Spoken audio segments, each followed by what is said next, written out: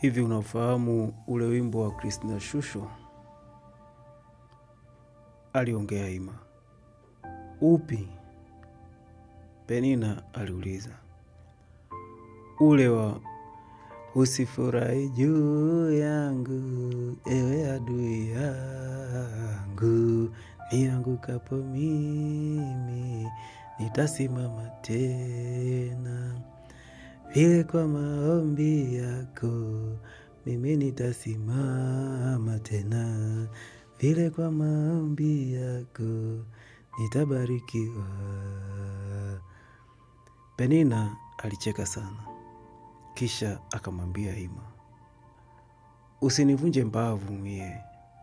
We Ima, kwanza kii yake sio hiyo, halafu huyo sio Christina Shusho. Aliongea Penina. Ni nani sasa ha? Huyo ni Upendo Nkone. Muone kwanza, kazi kuharibu nyimbo za watu tu.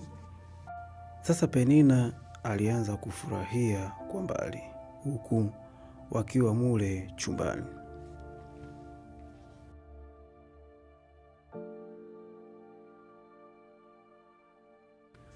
Mpenzi mfuatiliaji wa channel Tamasa Simulizi,